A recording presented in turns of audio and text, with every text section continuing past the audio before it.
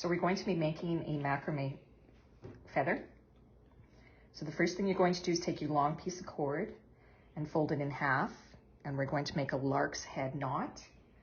So you're going to put it over the dowel or stick, bring it in behind, then grab your two center long strands, put your thumb here so that it stays even, and pull, and then pull it tight.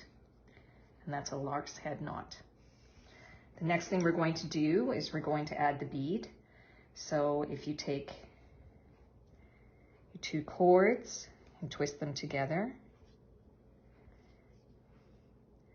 put them in the hole and continue to twist, you should be able to just pull it through. So now we're going to be adding the feather part.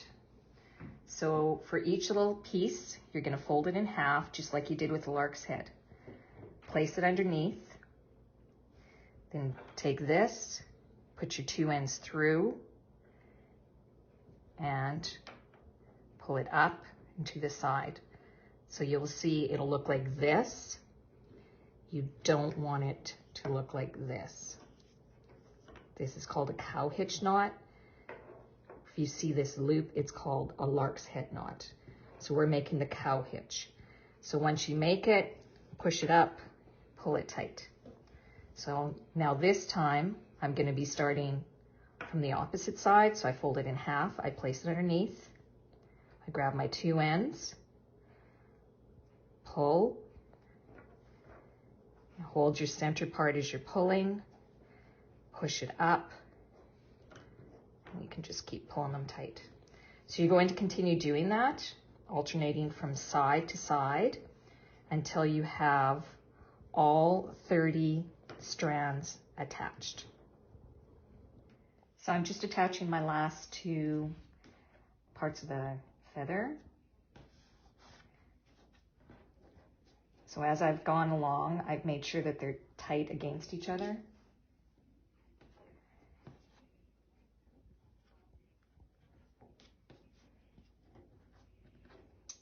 Okay, so I put a mat on my table because I don't want to scratch my table. So the next part you're going to be doing is brushing out the cord to give it that fluffy look. So you can use a very, very sturdy comb, a pet brush, or there are macrame brushes also. So we're going to go along the one side. I'm going to hold it in the center and I'm going to brush it out.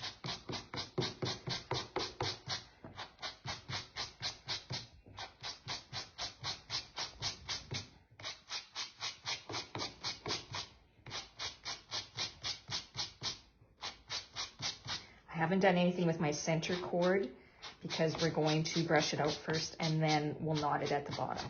So I've done the one side, I'm gonna flip it, I'm gonna do my other side, and then I'm actually gonna flip it over and do both sides.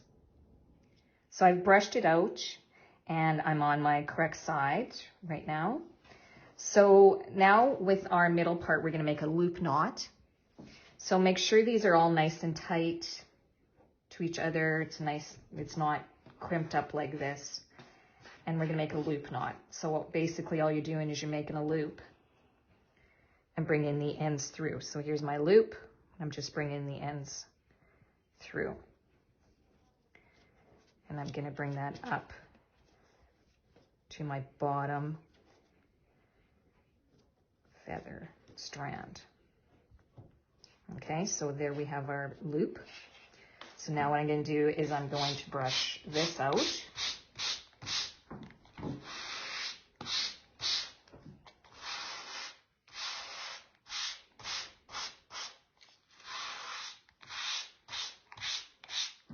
And we're going to bring these ones down to it so we know where we want to cut.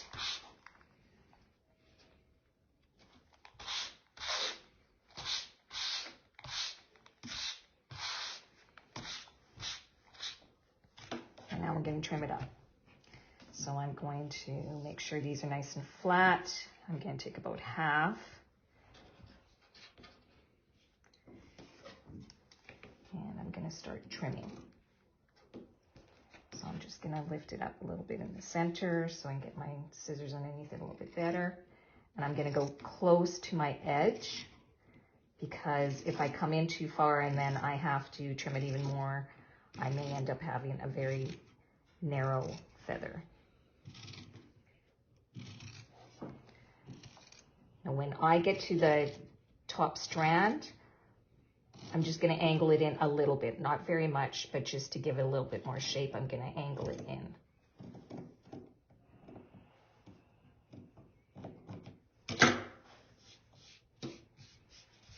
And then I would do my other side, and then you might have to lift it up, say with this, and trim it up. When you're done, you just need sewing pins, just straight pins to hang it because it's quite light. And once you have it on the wall, just kind of pat it on the wall and it will keep its shape.